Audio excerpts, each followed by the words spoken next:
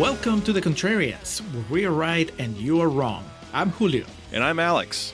Here on the show, we rage against the Rotten Tomatoes machine.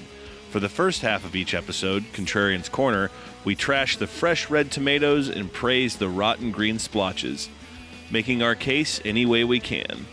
The aptly titled Real Talk serves as the second half of each episode. This is where we discuss our true feelings on the movie we're covering. For more information on our podcast and to browse past episodes, you can head over to our website, wearethecontrarians.com. From there, you can also access our Patreon and merchandise, because capitalism. If you enjoy our attempts at comedic film discussions, we encourage you to subscribe and leave us a review on whatever podcatcher you use. If you'd like to reach out to us directly, that's what social media is for. You can find us on most platforms as @ContrarianPrime. You can also see what we look like if you go to youtube.com/@ContrarianPrime, and you can contact us by email at wearethecontrarians@gmail.com. I think that covers it. Then it's time for the podcast.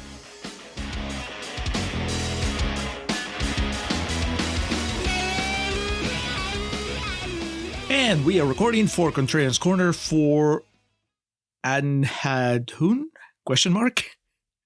Hello and welcome to the Contrarians. Welcome back to the Contrarians. If that's the case, this is where we're right and you're wrong. Here today to add yet another film into our ever-growing catalog of Indian Hindi films. Andhadhun, the reason Julio and I are a bit skeptical in the pronunciation of this is, unlike some of our previous entries, I don't think they say the name of this in the movie. Julio had a theory of where it may have come up, but I don't know how to pronounce this, so we apologize in advance. The spelling is Andhadhun. I did the thing, Alex. I went on Google and I was like, what does Andhadhun mean? And I didn't get any clear answers, so couldn't even tell you that. I don't think it's a character, though, right? We're pretty sure about that part. I'm looking it up here. That website, Quora, Quura. The new Ask Jeeves for the new generation. The Hindi word, this isn't helping with pronunciation here, Andhadhun translates to blind tune or blind melody. And this is just one potential explanation as to why that movie would be named that. Because I'm seeing other things here that, I wouldn't take that at face value, because I'm seeing other write-ups that it could mean reckless or relentless, excessive, unbridled. I don't know, man. It's like aloha. Yeah.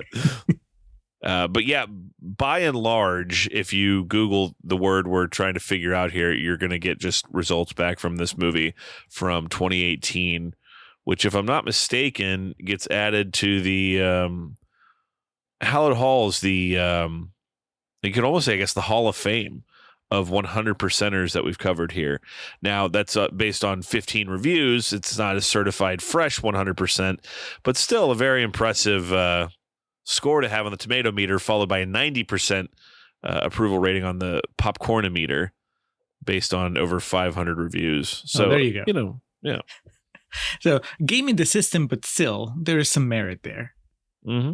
I wonder what's the minimum that you could have to where you just don't get a tomato, because I know we've seen some movies where like there were no tomatoes, there was just popcorn meter. So in addition to its success on Rotten Tomatoes, also saw some financial and critical success in its homeland, which we'll talk a little bit more about come Real Talk.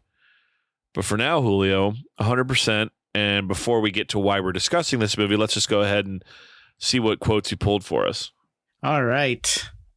You said 15 reviews, all fresh, but only 15. So unlike more recent entries in Contrarians Canon, I didn't spend like 20 minutes going through quotes trying to pick the right ones. Mm-hmm. Here it was just like at a glance. No Roger Eberts, no Ken Hankey's. I think these are all Indian reviews, which makes it even more authentic.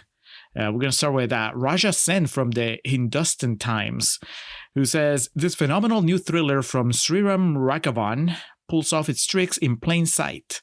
Everybody knows how a mystery should work, but Raghavan knows how all the mysteries work. What are they talking about, Alex?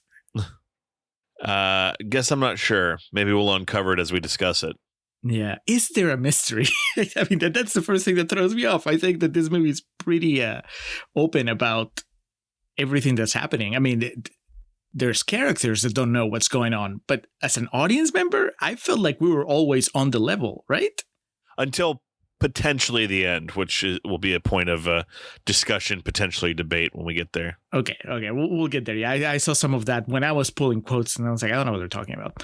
All right, next. Saibal Chatterjee from NDTV says, watch Andhadhun with your ears, eyes, and minds open. You will come away with your senses heightened.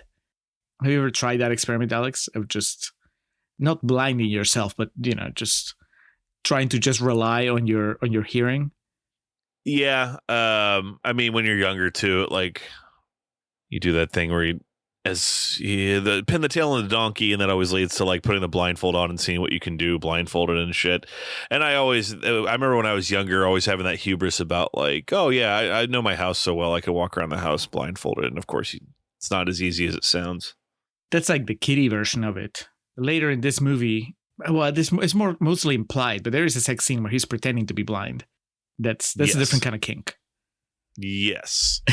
I mean, if that's what we're talking about, playing around with blindfolds, then yeah, that's also something we can talk about when we get there. We'll get there. Then we're going to close with Renuka Vivari from the Times of India, who says, open to various interpretations and unpredictable from beginning to end. Andhadhun is an engaging thriller that keeps you on your toes and leaves you guessing all the way. Kind of bringing it back to what you were hinting at. And look, we will come back to this, but I will tell you this. When the movie was over, I was very sure that I knew what had happened and that there was only one. It never even occurred to me that there was more than one reading. And then I get online to just pull quotes and, try to figure out how to pronounce Andhadhun. And it turns out that people are freaking out about the ending. And it was, what was that movie? Burning. It was Burning all over again. Remember Burning? Like, we were all just so sure that we knew that Steve Yeun was a killer. And then come real talk, our eyes were opened by Ryan's theories. So I wonder if we're going to have a similar scenario here with the ending of Andhadhun. Stay tuned for that. But those were the quotes, Alex. Before we go into Contrarians Corner, I guess we need to put the blame on the person, the patron that charged us with doing this movie. And that is Stu from the Sewer Order, the man that's taking over the internet one blog article at a time. And I don't know if he has an article about Andhadhun on his website, but I know that he logged it on Letterboxd. So if you want to know what Stu thought of Andhadhun, just stick around for Real Talk, because that's when we're going to read his review. What do you think, Alex? Just knowing what you know about Stu, do you think that he liked this, or did he just throw a movie at us that he doesn't like? Stu typically doesn't throw stuff at us that he dislikes. That's good. That I can recall. That's true. Yeah, the history of Stu with the Contrarians is just him being nice, trying to open our horizons. Yeah. So I'd be surprised if I learned that he wasn't a fan. Yeah, I was going to say, see past Embry winner, your name. Multiple award winner. Oh, yes. All right, well, those were the quotes, and that was the responsibility attribution. Now let's go into Contrarians Corner.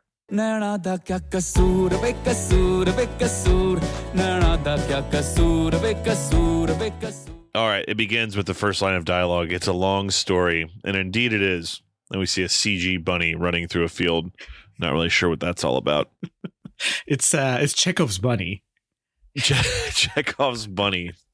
Well, I mean, there's a gun there. So, yeah, they introduce a gun in the first act. So, Pune, Pune, based Akash Saraf is an up-and-coming pianist who fakes being blind as an experiment to improve his piano skills.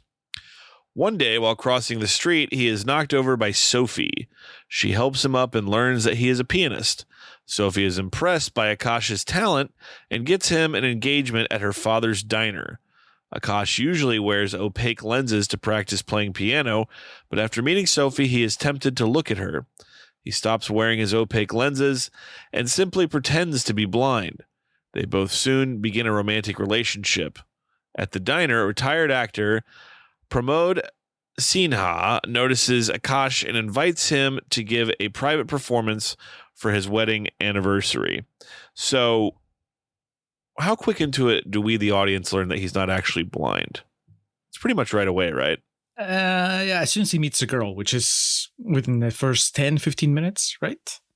Yes, because we get like a montage of his everyday life when we believe he's blind that includes a very random subway shill. Hey, you gotta finance your movie. Like it was one step away from the person being like, "Hey, Akash, eat fresh." You know, that was how close we were to it. This guy, Akash, I had to write out his name so I can ask you this very serious question.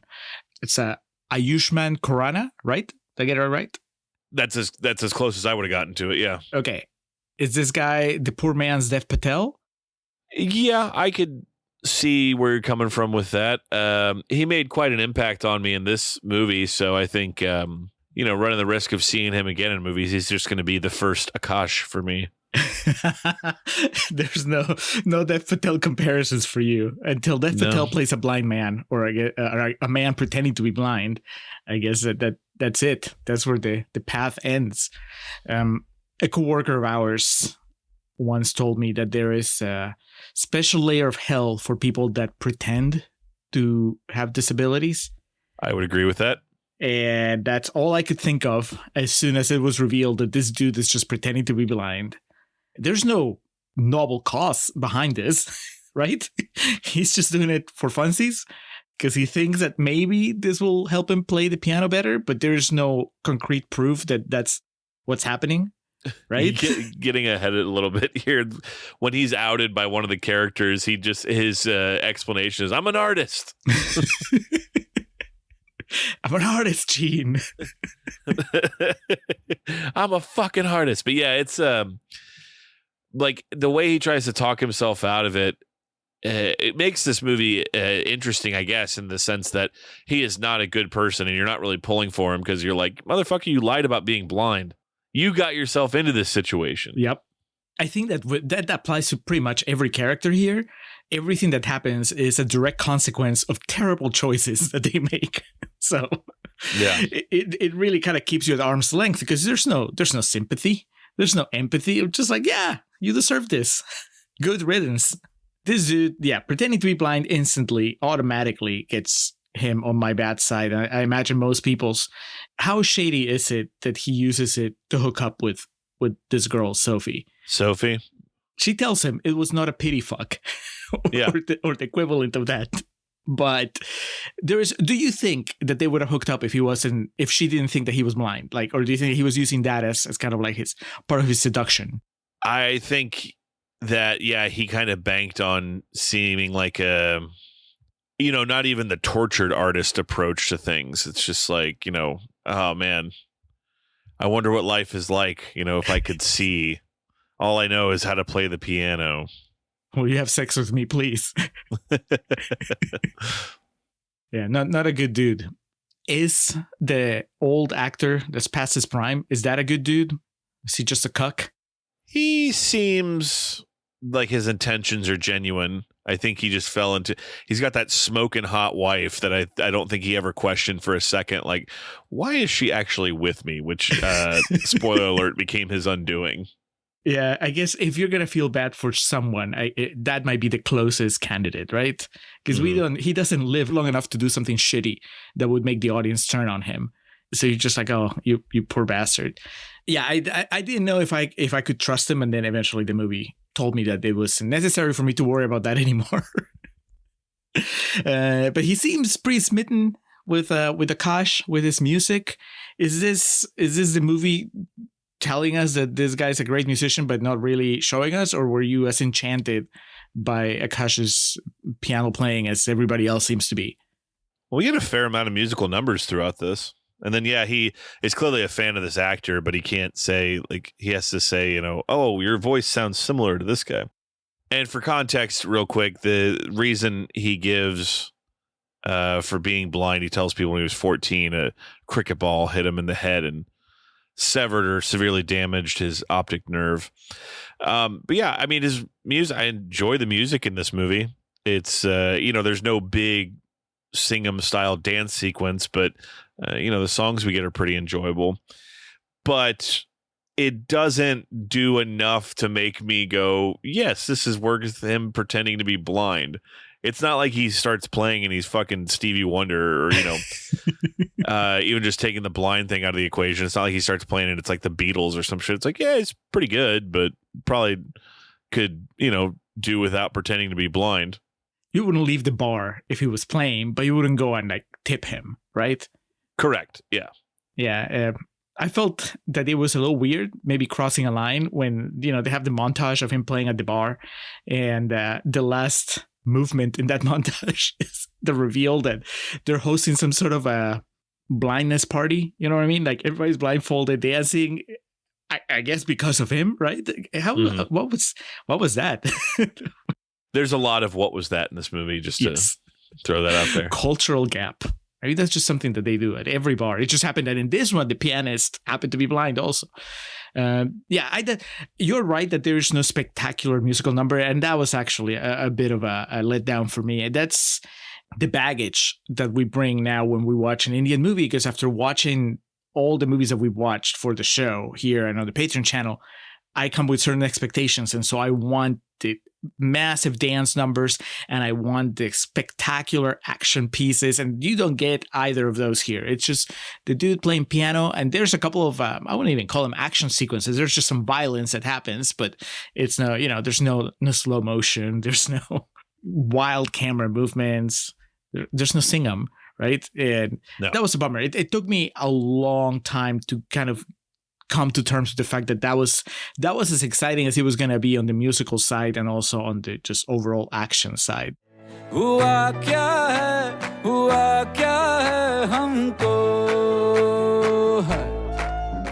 romantic setup also, I want to call out that after he hooks up with Sophie, they're in his apartment and she comes out. Did you know she's wearing a Nirvana t-shirt? No. I noticed she was wearing someone else's t-shirt, like his t-shirt, I guess. And I was like, all right. I know where we're headed. So I'm glad that spread all the way across the entire globe that now Nirvana t-shirts are not really for Nirvana anymore. It's just it's like a clothing line almost. What would have annoyed you more, Nirvana or the Ramones? I'm not necessarily annoyed by either of these, but the Ramones, I would have been like, come on. No, she'd come out with a Sing-Em shirt. Oh, man, that would have been like Sing-Em exists in that universe. That'd be fantastic. I mean, this is a really dumb thing to say, but it's an honest thing that I thought. And that was that when we go to the police station, I was like, oh, they all look like Sing-Em. And it was like, of course, because Sing-Em is, he's a cop in India. And I guess that's how they dress. Akash arrives at Sinha's flat and Pramod's wife, Simi, opens the door. Simi, to avoid a nosy neighbor who happens to be watching and seeing that Akash is blind, lets Akash in to play the piano. Akash sees a dead body nearby, which is Pramod's, but has to feign ignorance and continue to play to keep up his act of being blind. He also sees Manohar, Simi's paramour, hiding in the bathroom with a gun. Simi and Manohar clean up the crime scene and stuff the body into a suitcase while Akash plays. I don't know if this was supposed to be as funny as it came across, but like they drag the body. This is a long sequence. This scene is probably 10 or 15 minutes. Yes, they milk that. It's not even Weekend at Bernie's. There has to be a movie where people are trying to get rid of a body. I don't think that I've ever believed less that a body would fit in a suitcase. Very bad things, but the difference in that movie is they chop up the bodies and then stuff them into suitcases. For the purposes of kind of the comedic effect here, I was thinking of The Hangover with the tiger. Is it a tiger or a lion in the first one? Tiger. Tyson's tiger?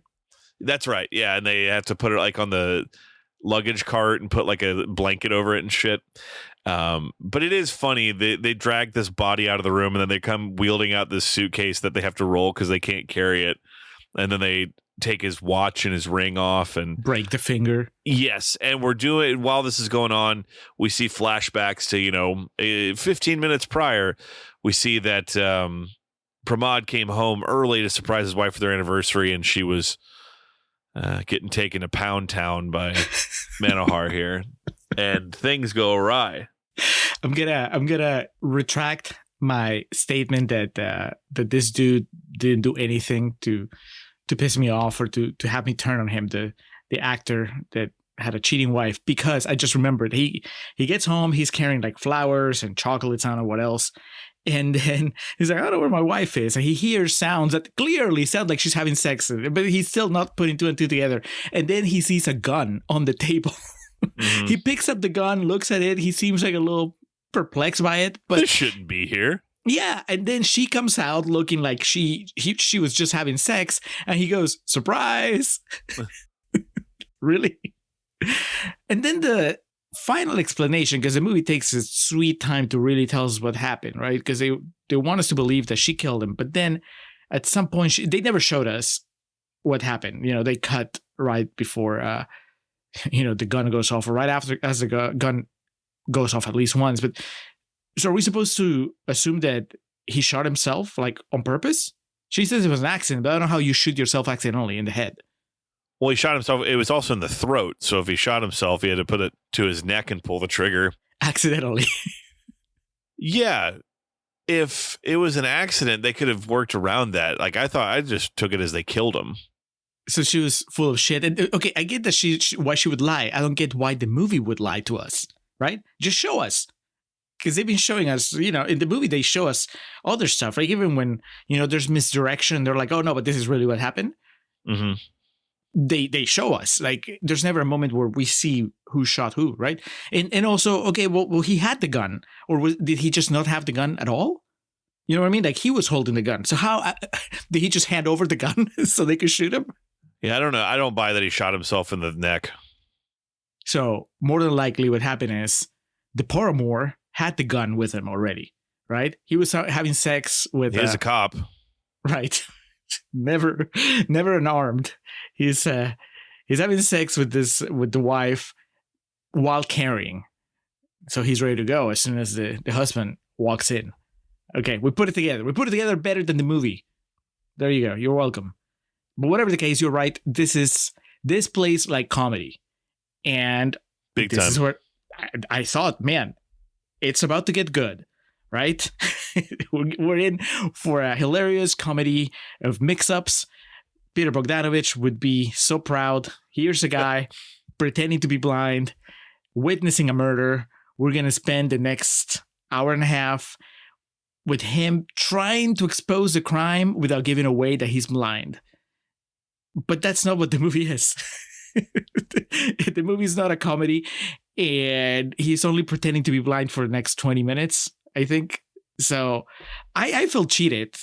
Don't you agree that this would work better if it was just a comedy, like a straight up comedy?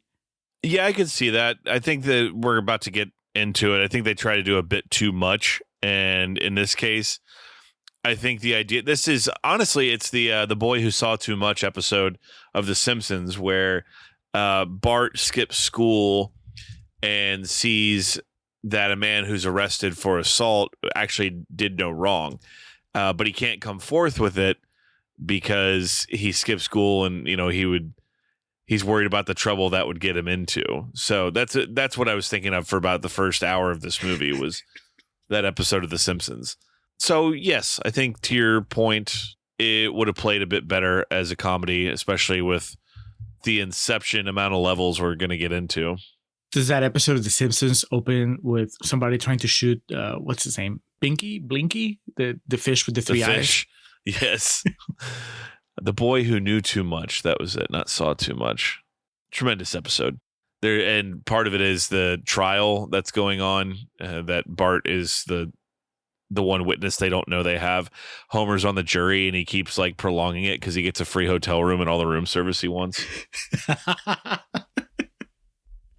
Okay, that's already funnier than anything that happens in Andhadhun.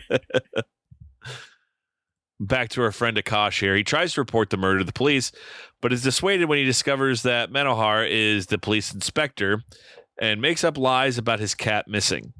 Meanwhile, Simi overhears her elderly neighbor, Mrs. Desai, talking to a police officer about seeing an unknown man going into their flat the day of Pramod's murder. Simi later kills Mrs. Desai by pushing her off a ledge on their apartment complex. Akash happens to witness upon arrival to give piano lessons to Pramod's daughter, but is forced to continue feigning blindness. She threw her off this balcony like it was a Royal Rumble, like she had to throw her over the top rope. It was so comical. She like reached and grabbed her ankle and just like, but it comes out of nowhere. The way that the scene is edited, it's such a wild cut because she's feigning that she has a headache, right? And then the old lady comes up to her, she's like, "Are you okay?" And then cut to the elevator opening and Akash is coming out. Cut to she already has the woman by the ankles. Yes. Like, we're missing a couple of shots here. What happened? Oh, bhai re, dil hai ki gehri khai re.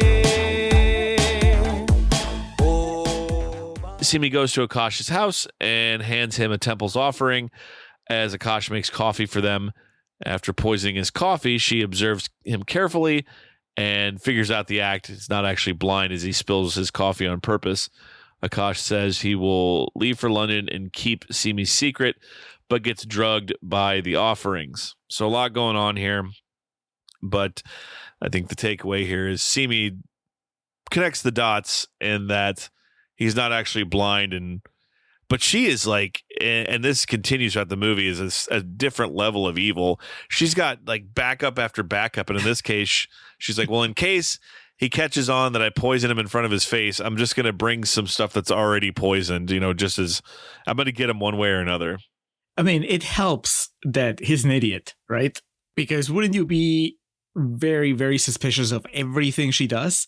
You know that she killed her husband. You know that she killed the neighbor. She comes in, she offers him a chocolate, something from the funeral, and he just takes it. And it's like, yeah, okay, well, it's easy to come across as a criminal mastermind when you're surrounded by people that are just too stupid to survive a crime story. And it's not just him. I mean, what's the name of the corrupt cop that's basically hooking up with this woman? Manohar? Manohar, he is really dumb too for an antagonist. Just briefly jumping all the way at the end, he ends up shooting himself. So not a formidable opponent here. It's funny because the main thing that they do is they describe him as a bodybuilder, and he didn't really strike me as, I don't know, maybe you've just polluted my mind by exposing me to all this wrestling and, all those physiques, but I didn't think that this dude was particularly impressive when it came to how he was built. Yeah, he wasn't even like he wasn't Mark Wahlberg in Pain and Gain or anything like that, or Hugh Jackman as Wolverine. Yeah, but apparently he has 16 eggs for breakfast, right? Like Gaston. I mean, there you go. That's all you need to do, really. Man, that cholesterol. Yeah, get that going. Before she poisons him, though, I guess she poisons him off the bat, but one of her tactics to see if he's blind or not is she dons a ghost face mask in his apartment to, like, I guess, try to startle him. And it's not even a movie quality one, which is hilarious. It's like one of the fucking Walgreen $5 masks you buy the morning of Halloween because you need a costume. It's the one that's called Ghost Head. Exactly. It probably came from one of the more recent ones, the bad ones. Yes. It's not an OG Scream. It's like a Scream 6 or 7.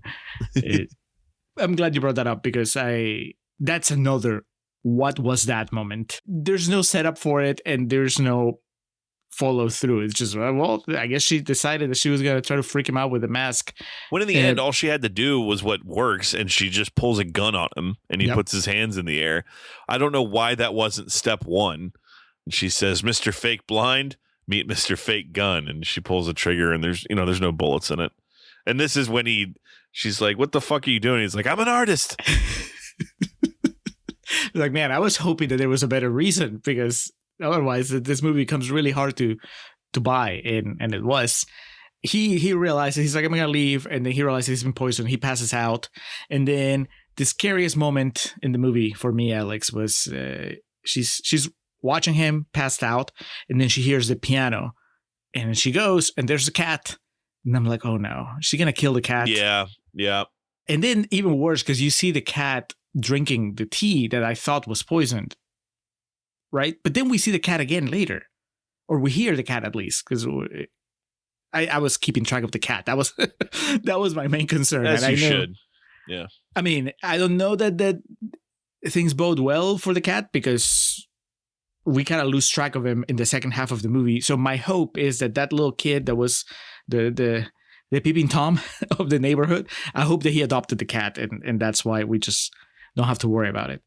But yeah, I had a brief moment where I was like, we're going to see this cat die on screen, because Indian movies can be just relentless like that. But thankfully, no, it just faded to black. And then came probably the weirdest sequence in the movie, when this lady who has the upper hand in so many ways decides to pretend that she's had sex with Akash.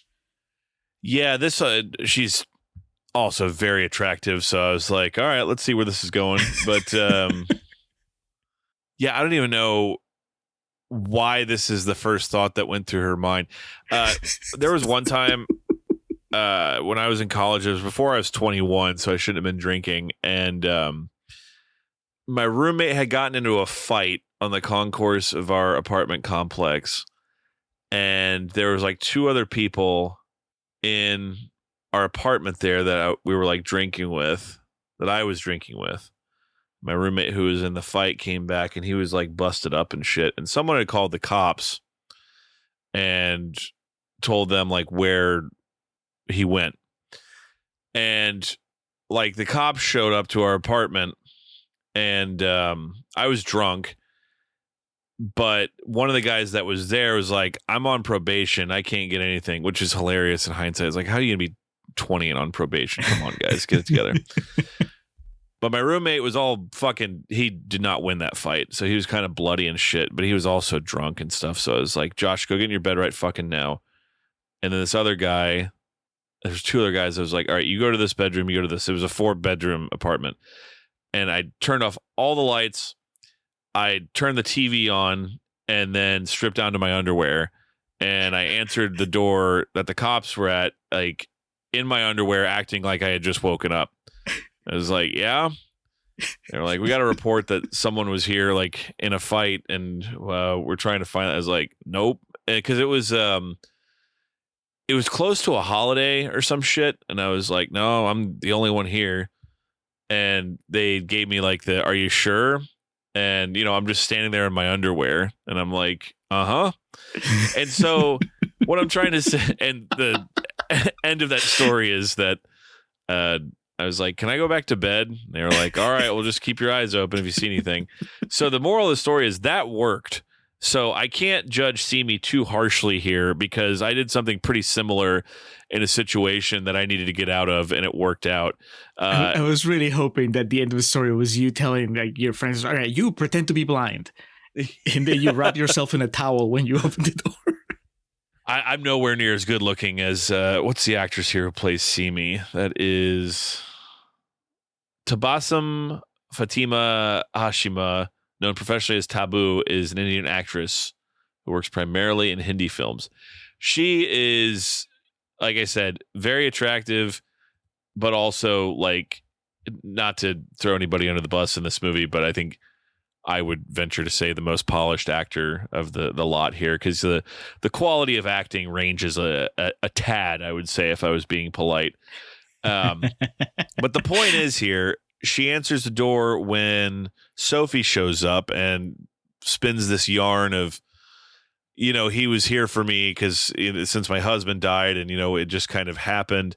And Sophie, on her way up, learns, because there's this kid in the neighborhood is hustling, man. He's constantly just trying to sell shit to people. And he's like, look, I have a video proving that Akash isn't blind. So Sophie tells Simi, it's like, he's just lying to you. And she's like, oh, okay, well, goodbye. And then Akash wakes up, and while he was passed out from this poisoning, she actually blinded him. It's not explained how, but it's like, holy shit, man. Well, it's explained with one line, Alex. She's evil. You can learn everything. You can learn anything on the internet. Which is true. She just went, Siri, how do you blind a person? That should just be a line of dialogue inserted into every movie from now until the end of time, to just like circumvent the plot hole of how did someone figure out how to do this. How'd you figure out how to rob the Pentagon? Well, you can find out anything on the internet. Yeah. The dark web. If it's too obscure, you just go dark web. That's Okay. right. Yeah. That is Okay. one of those phrases that 95% of the movie going public will just accept. Yep. If you say, yeah, dark web. Oh, yeah. Yeah, Trump told me about that. It's like, I've heard of it. I would never fuck with it. But I'll take your word for it. I think the best part is that on her way out, Sophie just smacks the shit out of that kid. Yes. I was like, oh, fuck. Because he comes up asking for his money, and she's like, get the fuck away from me. Poor kid doesn't make his cash at all, though. He gets taken for a ride each time. Because then Simi comes down and is like, I heard you had a video. And she gives him the money, and then she takes the phone and erases it off the phone and then takes her money back.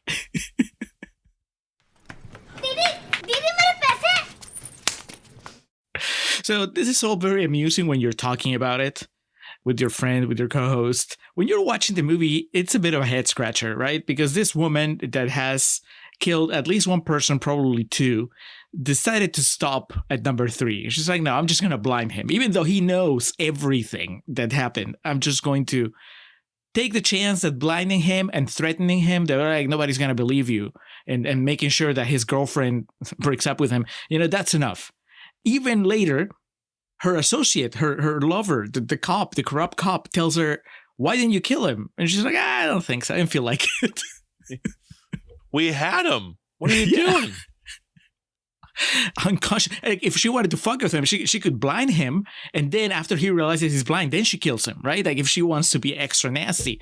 But I don't understand how she can walk away from this situation thinking that's it, that it's safe. That's where the story ends. Manohar enters Akash's house to kill him. He tries to fucking hang him from the ceiling fan. It's brutal. But he barely escapes. This is one of those plans that wasn't really that well thought out. He doesn't have the home field advantage, and he just tries to like wrap a beach towel around his throat, and Akash slips out. Hits him with something, right? Like he scars him for the rest of the movie. Is it a bottle? Might be. But long story short, he tries to get away and just runs into a telephone pole because this is a comedy after all. Akash wakes up in an illegal organ harvesting clinic run by Dr. Swami. He and his assistants, Murli and Sakhu, decide to spare Akash's life when he reveals he has information that will get them millions. They kidnap Simi, stage her suicide scene, and blackmail Manohar. This is the same movie we're talking about this whole time. We've gone into spin-off territory here. I would like to point out, by the way, Alex, that Sophie is gone. Like she's written out of the movie until the very last scene. Much like Sky Ferreira in Green Inferno, she's the only smart character in this movie, and that just like fuck this and washes her hands of the entire situation. Too much drama. She's like, I date blind guys for the lack of drama. I don't need this shit. However, Murli and Sakhu double-cross Akash, tie him up with Simi, and plan to take the money for themselves. At the rendezvous, Manohar shoots Murli, but is trapped in an elevator and accidentally shoots and kills himself. The money is revealed to be counterfeit. What a fucking idiot. For real. It's not revealed immediately, right? That this is an organ harvesting center. No, they at first they're selling it to you like, oh, look how sweet. Because they talk about the doctor that's going to come in and take a look at his eyes, and then you hear him on the phone or like talking amongst themselves, like 2 kidneys. We're going to be sitting pretty on this one. It doesn't paint a pretty picture of India. Let me tell you, it's just everywhere he goes, there's people double crossing him and trying to take advantage of him. And it kind of like we said at the beginning, serves him right because he was kind of doing the same thing when he was pretending to be blind as opposed to now that he's really blind. But it's still, it doesn't make you feel safe when you think of, oh, let's go take a stroll down the neighborhood. And these people, because the lady, like we saw them earlier in the movie, right? She was selling lottery tickets. And yeah, that's how they circle back to a line of dialogue earlier in the movie when Akash tells her, I'll be the biggest jackpot you've ever had. Right. And then her husband or associate, right? He's a taxi driver. Rickshaw. Yeah, rickshaw. This is where I thought that the movie was going to take a wilder turn. I'm like, all right, well, maybe you'll get me back with this. And that is, he starts describing what they look like.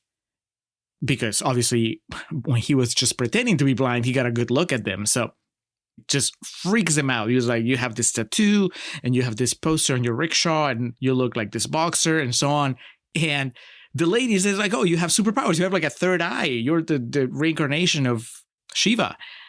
And I'm like, okay, so the last third of this movie is going to be him bamboozling these people, making them think that he has a second sight. And then that's how he maybe gets the upper hand on the people who are trying to kill him. But that's not what happens. Like they make this big deal where he apparently, can see without really having sight. And then it's abandoned. He just says, oh, I'm the biggest jackpot you've ever had.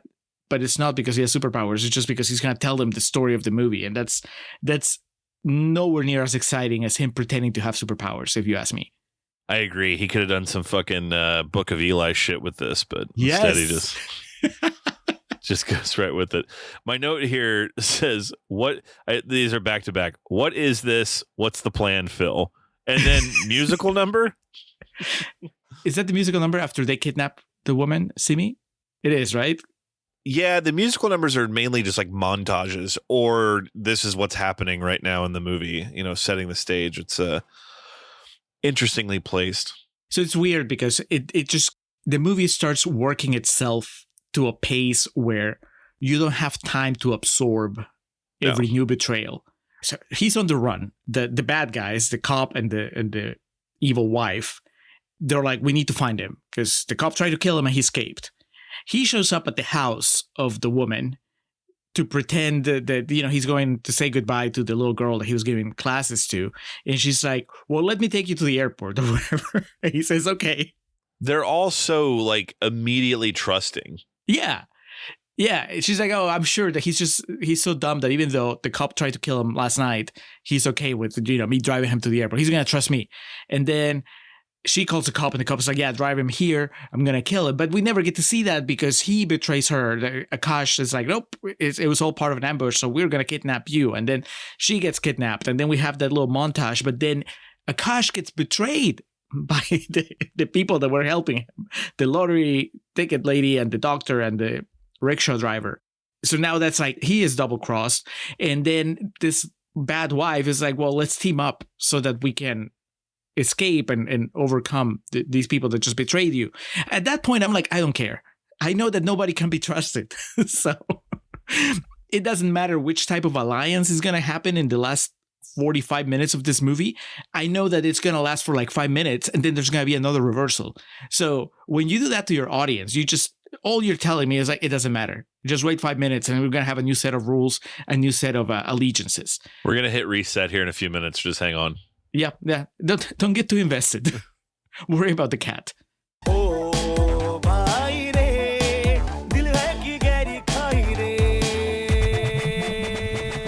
Simi helps Akash free himself and he removes her blindfold. While he's trying to find an escape for them, Simi frees herself and attacks Akash. Swami enters. After a brief fight, he and Akash knock out Simi, tie her up, and throw her in the trunk of a car. They then drive away. Swami reveals that Simi has a rare blood type and that her organs would sell for millions. He also plans to use her corneas to restore Akash's eyesight. 2 years later, at a gig in Krakow, Sophie finds Akash. Akash then explains the story, which is what we leave off with, is this idea that Swami and Akash are going to run off together and just fucking sell Simi for body parts and then fix his eyes and all this shit. This fast forward to 2 years later, Alex, did you get La La Land vibes? Sophia's just walking around Europe and then she sees the bar where Ryan Gosling is playing. That's not La La Land vibes, sir. That is the series finale of Sex and the City where Big is just there for no reason. Carrie, what's going on? Well, whatever the case, this is not good. I was like, why are we jumping ahead? Why does it matter? And I guess eventually it was because, we need to have one last yes. Because we jump ahead. Exactly. We jump ahead so that we can do the Killing Joke retelling of what happened there. As we cut back to the car as Akash is telling the story, it's right after, right where we left off, after Swami tells them this is what we're going to do. they hear Simi wake up in the trunk, so Swami pulls over. He goes to sedate her again. He comes up, and it looks as though he's been stabbed in the throat. Simi then gets behind the wheel, and Akash still thinks it's Swami, and he starts just saying aloud, "We shouldn't do this to her. Just pull over. I'll get out. I'm not going to be part of this." So she pulls over, and then he realizes it's her because she says, "Get out." He hears her voice, and so she drops him off. And then because she's fucking pure evil, she goes the way up a road, pops a U-turn, and then she's going to run him over with the car. But then we go back to the CG rabbit from the beginning of the movie. And we realize this is the whole point of it because a dude's trying to hunt it. He misses his shot.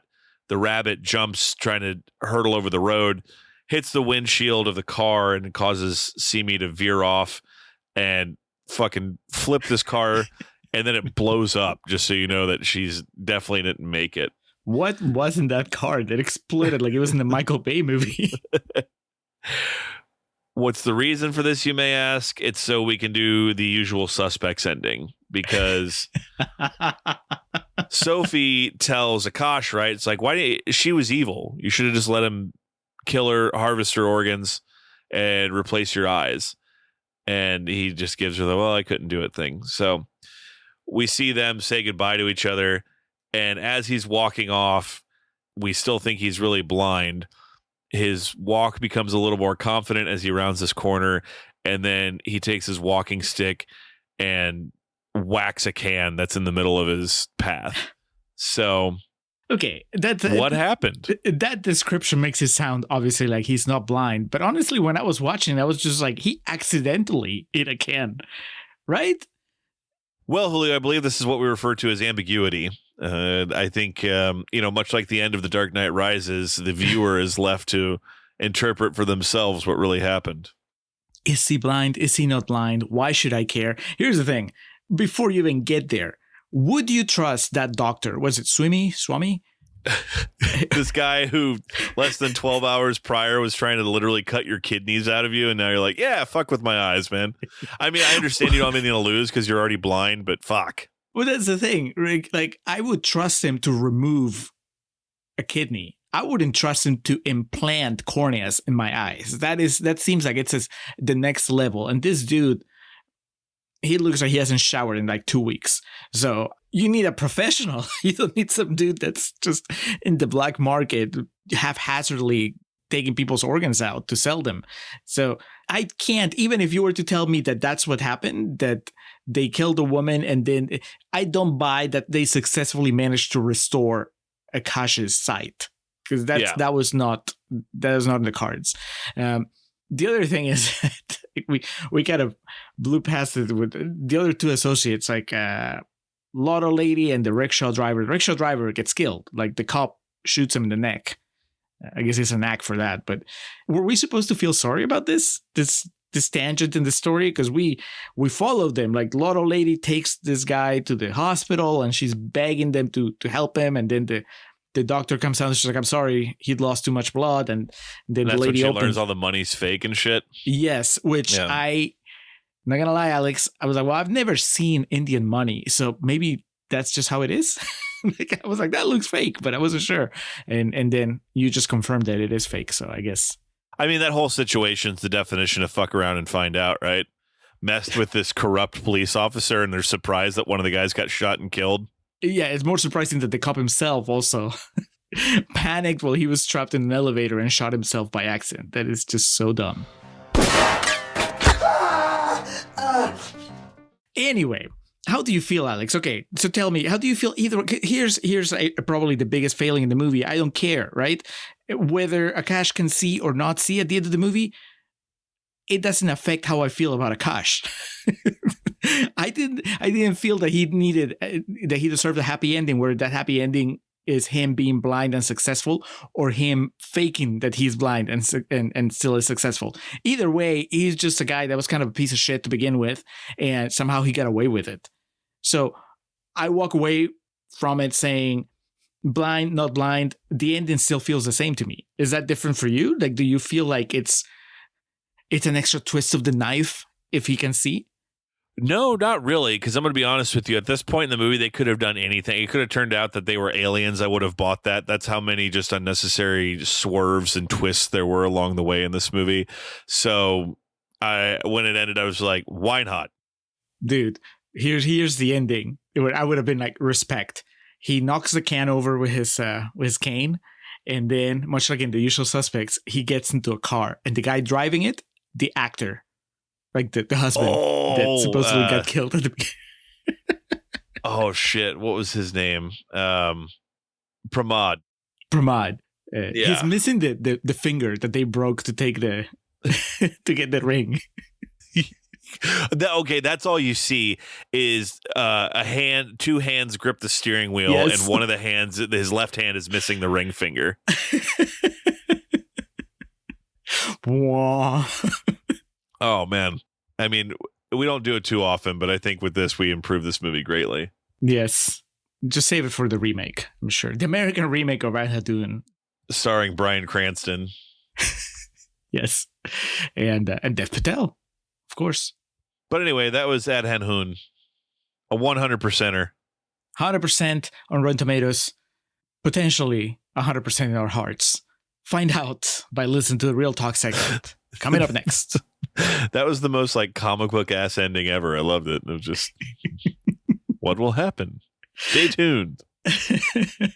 All right. Yeah. I have thoughts on this movie, so I'm looking forward to Real Talk. So let's move it along. Let's do it. एक सांवरी सी लड़की बावरी सी गुस्से में पत्ते सी कांपती सी